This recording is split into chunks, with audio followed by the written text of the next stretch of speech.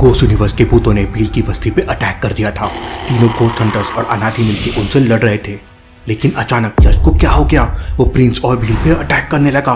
Prince की तलवार यश को लगती है तो यश के अंदर से काला खून बहने लगता है। ये काला खून क्यों? इसका जवाब यश को सिर्फ तिलकोटी पर्वत पे मिलेगा, लेकिन उससे पहले यश रजनी से मिलने के लिए निकल जाता है। लेकिन वहां जाए कैसे? चलो मैं तुम्हें अपने विमाना से लेकर चलता हूँ।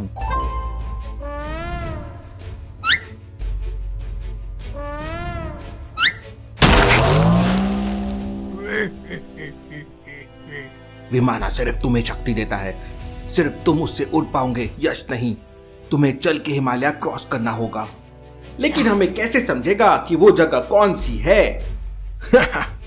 हिमालय के बीच में इतनी सुंदर जगह है कि तुम देखते ही समझ जाओगे। चलो प्रिंस, फिर तुम भी मेरे साथ चलते हुए स्वामी कार्तिकेयन के पास जाएंगे। मुझे भी यश की वजह से पैदल जाना पड़ेगा। और दोनों निकल पड़ते हैं हिमालय में वॉक करते हुए। हवाएं काफी तेज थी और दोनों को चलने में बड़ी दिक्कतें हो रही थी। प्रिंस, जितना आसान लग रहा था उतना आसान है नहीं। थोड़ी देर बाद वो आश्रम के सामने पहुंच जाते हैं। काफी रात हो चुकी थी। अरे वाह, आश्रम आ गया। मुझे आराम की सख्त जरूरत थी। दोनों आश्रम के अंदर जाते हैं, लेकिन वहाँ एकदम सन्नाटा था। यश, मुझे गड़बड़ लग रही है। यहाँ इतना सन्नाटा क्यों है और मुझे नेगेटिव फीलिंग आ रही है। तभी यश के पैरों में एक कांटा चुभता है।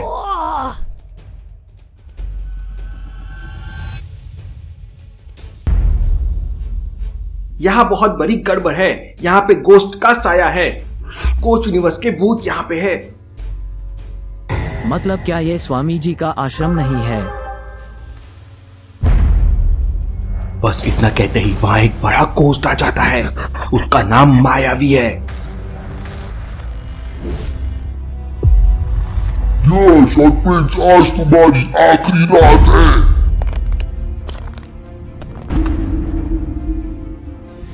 और इतना कहते ही वो दोनों पे अटैक कर देता है।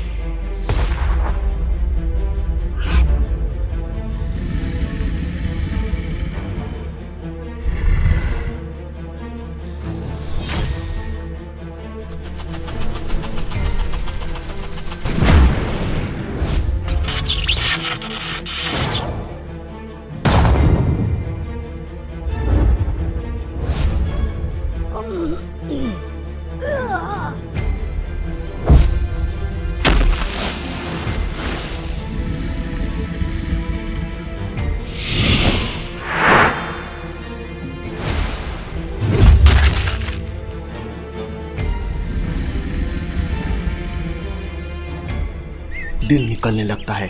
हल्की सी किरणें आने लगती है। दिन निकलने लगा है, लेकिन ये गोस्ट तो हार ही नहीं रहा है। बहुत ही शक्तिशाली है ये। बस इतना कहते ही जैसे यश पलटता है, वो मायावी वहां से गायब हो जाता है। पूरा आश्रम भी वहां से गायब हो जाता है। तो ये सूरज की किरणों से डरते हैं, दिन निकलते ही भाग गए। लेकिन बहुत शक्तिशाली था वो। दोनों बहुत थक चुके थे। अब और नहीं चला जा सकता। उतने में उन्हें पहुंच की आवाजें आती है। इतनी बर्फीली जगह पर पक्षियों की आवाजें। लगता है हम आश्रम के पास ही है। दोनों में एनर्जी वापस आ जाती है और वो तुरंत दौड़ते हुए आश्रम तक पहुंच जाते हैं। आश्रम में एकदम शांति थी। पेड़ों पे बहुत थे। यहाँ वहाँ एनिमल्स घूम रहे थे। इतना अच्छा लग रहा है यहाँ, एकदम शांति है। अंदर आते ही पूरी एनर्जी वापस आ गई। उतने में दोनों पे कुछ बच्चे अटैक कर देते हैं।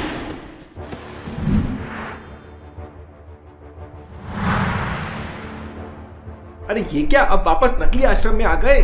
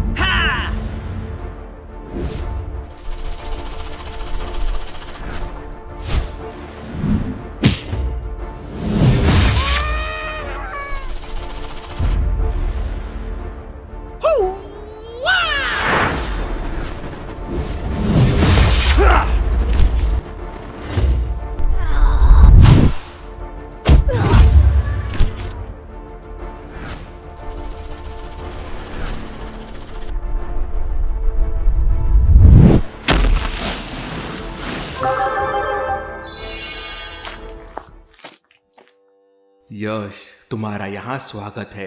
रजनी भी तुम्हारा इंतजार कर रही है, लेकिन वो अभी गहरे मेडिटेशन में है। जाओ उससे मिल लो। यश रजनी को मेडिटेशन करते हुए दिखता है और एकदम खुश हो जाता है। रजनी से थोड़ा मजाक किया जाए, ऐसा मिलके क्या मजा। यश अपनी गन से भवंडर छोड़ता है। भवंडर जाता है और रजनी के पास घूमता है और फिर रजनी में समा जाता है। वाह, रजनी में तो बहुत शक्तियां आ गई है। यश फिर रजनी के पास जाके बैठ जाता है।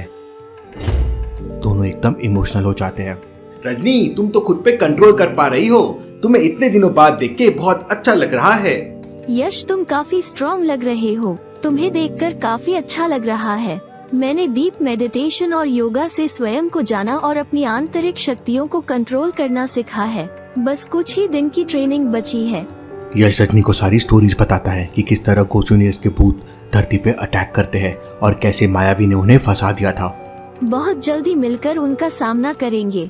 यश रजनी को बाय करता है और किलकोटी पर्वत की तरफ प्रिंस के साथ निकल जाता है। यश किलकोटी पर्वत के स्टेज पे पहुंच जाता है। प्रिंस विमाना से पर्वत के ऊपर पहुंचने की कोशिश करता है, लेकिन कोई शक्ति उसे आगे नहीं जाने दे रही थी। ये कैसी माया है? कहीं यहाँ मायावी तो नहीं आ गया? ये पर्वत पे जादू और कोई भी शक्तियां नहीं चलती है। जिसका मन सच्चा है वही इस पर्वत पे जा सकता है। यश के पैर रखते ही सीढ़ियां सारी ग्रीन हो जाती है। वाह, इसका मतलब ये पर्वत तुम्हारा स्वागत कर रहा है। फिर प्रिंस पैर रखता है तो सीढ़ियां वापस ग्रीन हो जाती है। प्रिंस बहुत खुश हो जाता है। दोनों सीढ़ियां चढ़ते हुए ऊपर गुरुजी के पास पहुंच जाते हैं। यश, तुम्हारा स्वागत है। इस बार तुम्हें किन सवालों के जवाब चाहिए? बोलो यश। गुरुजी, घोस्ट यूनिवर्स के भूतों के प्रेजेंस में कभी कभी मैं अपने आप का कंट्रोल खो देता हूँ। मुझे लगता है जैसे कोई मुझे कंट्रोल कर रहा है, लेकिन समझ में नहीं आता है कौन। मेरा खून भी काला हो जाता है। गुरुजी यश के ऊपर हाथ रखते हैं तो उन्हें उसके बचपन की कुछ यादें मिलती है। यश, जब तुम छोटे थे तो तुम्हारे पिताजी घोस्ट से लड़के दुनिया को बचाते थे। उन्होंने वल्चर्स को कभी धरती पे आने नहीं दिया। वल्चर्स की शक्तियों को कमजोर करने के लिए उन्होंने 5 स्टोन्स को अलग अलग जगह पर छुपा दिया, लेकिन इससे उनकी शक्तियां भी कमजोर हो गई। घोस्ट आए दिन तुम्हारे घर पे अटैक करने लगे थे। तुम्हारी माँ इन चीज़ों से बहुत डर गई थी। उसे तुम्हें और तुम्हारे भाई की चिंता होने लगी थी। तुम्हारी माँ ने फिर काला जादू सीखा और फिर वो शक्ति तुम दोनों के अंदर डालना शुरू कर दिया। शक्तियाँ इतनी बढ़ गई थी कि तुम्हारी माँ उन्हें कंट्रोल नहीं कर पा रही थी।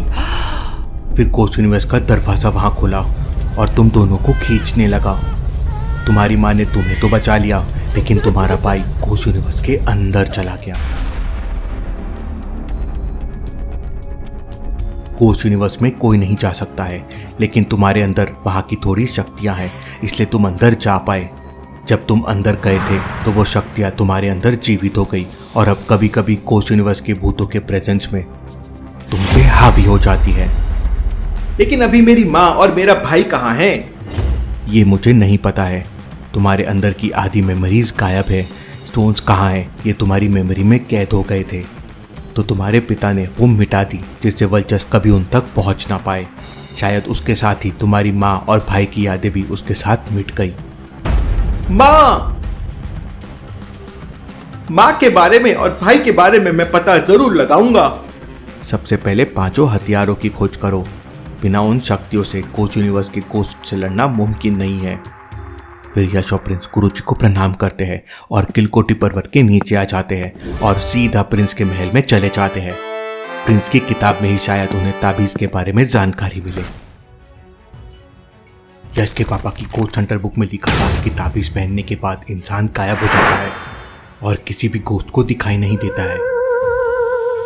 मतलब उस ताबीज को पहनने के बाद घोस्ट मुझे देख नहीं पाएंगे, फिर तो मैं उनकी बैंड बजा दूंगा। लेकिन बुक में ये नहीं लिखा था कि ताबीज कहाँ पर है। यश पूरी बुक को रीड कर लेता है, लेकिन उसे ताबीज की लोकेशन नहीं मिलती। प्रिंस की किताब में हर सवाल का जवाब होता है। यश बिना देरी के तुरंत प्रिंस के कमरे में पहुंच जाता है। उस समय प्रिंस अपनी तलवार से प्रैक्टिस कर रहा था। प्रिंस की प्रैक्टिस देखकर यश शॉक रह जाता है।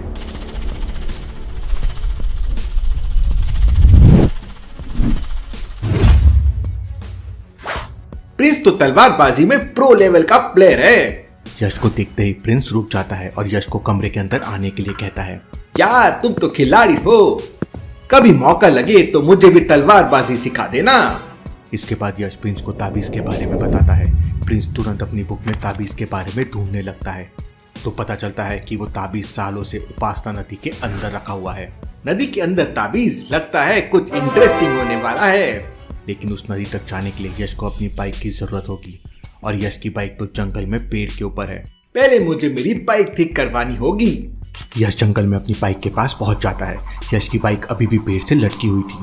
बाइक का तो भर्ता बन गया है, लेकिन इसे नीचे कैसे लाऊं? यश बाइक को नीचे लाने का सोच ही रहा था कि तभी अचानक वहाँ पे बहुत सारे जंगली कुत्ते आ जाते हैं। अगर इन जंगली कुत्तों ने मुझे देख लिया तो लफड़ा हो जाएगा। यश तुरंत उसी पेड़ के ऊपर चढ़ जाता है। जंगली कुत्ते यश को स्मेल करते हुए उसी पेड़ के नीचे आकर खड़े हो जाते हैं। लेकिन तभी अचानक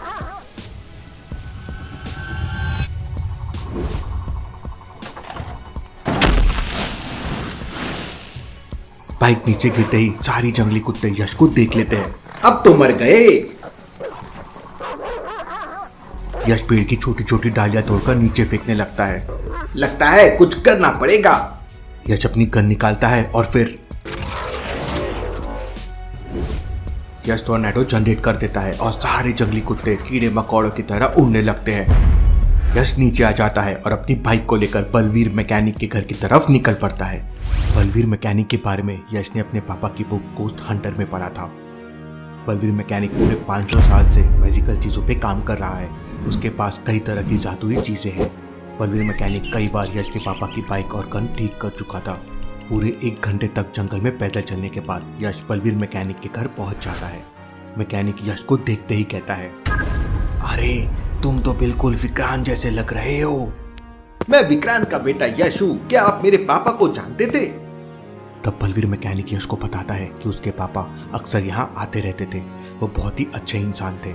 अपने पापा के बारे में सुनते ही यश बहुत इमोशनल हो जाता है और उसकी आंखों में आंसू आ जाते हैं। लेकिन जैसे तैसे करके यश खुद को कंट्रोल करता है। बलवीर अंकल, मैं कभी फ्री होके आपसे अपने पापा की कहानियां सुनूंगा, लेकिन अभी मेरी बाइक ठीक कर दीजिए। बलवीर 1 घंटे के अंदर यश की बाइक पूरी ठीक कर देता है। फिर यश बलवीर अंकल को बाय बाय बोलता है और ताबीज को ढूंढने उपासना नदी की तरफ निकल पड़ता है। यश हवा में बाइक चलाते हुए उपासना नदी के ऊपर पहुंच जाता है। लेकिन ये क्या, उपासना नदी तो बहुत बड़ी है। दूर दूर तक उसका कोई एंड ही नहीं दिख रहा है। यश कंफ्यूज हो जाता है। यश तुरंत प्रिंस को कॉल करता है। भाई जल्दी से मेरी लोकेशन पे आ जाओ, मेरे तो कुछ समझ में नहीं आ रहा है। और अगले ही पल प्रिंस विमान से यश के पास पहुंच जाता है। प्रिंस यश की बाइक पर बैठ जाता है और दोनों नदी के ऊपर घूमने लगते हैं। कभी नदी के एक कोने में पहुंच जाते हैं तो कभी दूसरे कोने में। दोनों को समझ नहीं आ रहा था कि इतनी बड़ी नदी में ताबीज ढूंढेंगे कैसे।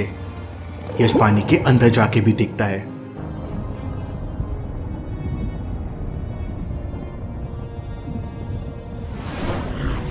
मुझे तो इतनी बड़ी नदी में ताबीज ढूंढना नामुमकिन सा लग रहा है। तभी यश को अपने पापा दिखाई देते हैं। पापा!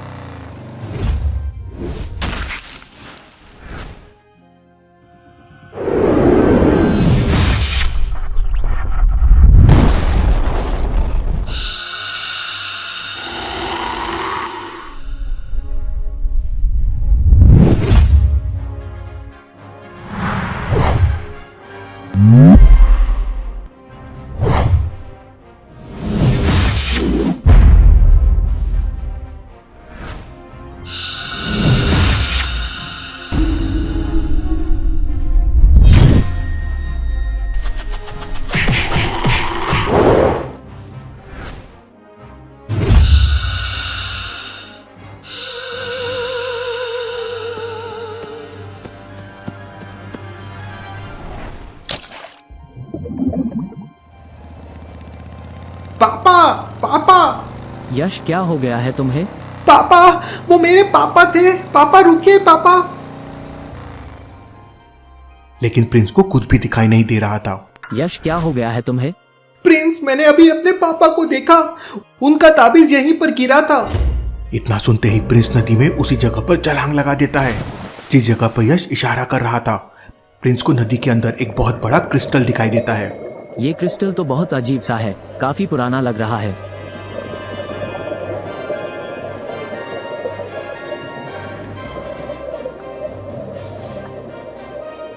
प्रिंस उसे उठाने की बहुत कोशिश करता है लेकिन प्रिंस उसे उठा नहीं पा रहा था। ये क्रिस्टल तो इतना बड़ा नहीं है, फिर उठ क्यों नहीं रहा है? तभी पानी के अंदर यश आ जाता है और दोनों मिलकर उसे बाहर ले आते हैं। दोनों क्रिस्टल को तोड़ने की बहुत कोशिश करते हैं। ये स्टोन तो टूट ही नहीं रहा है।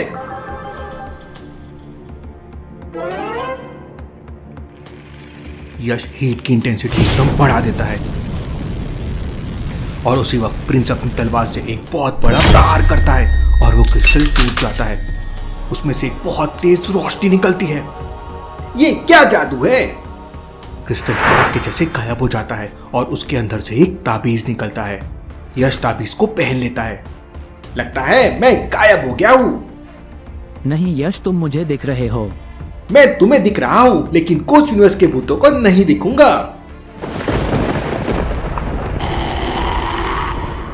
आओ जाओ तुम लोग, मैं तुम्हें नहीं दिखूंगा।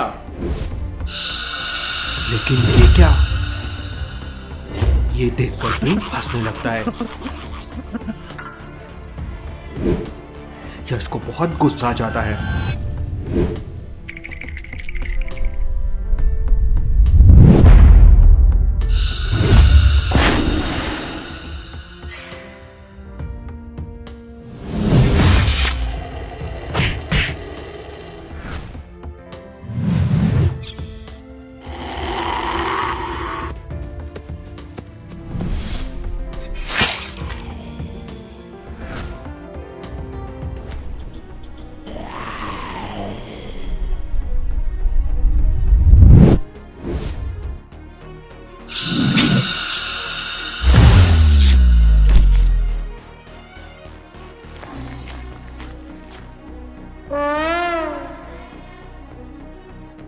इसके बाद प्रिंस उस ताबीज को पहनकर देखता है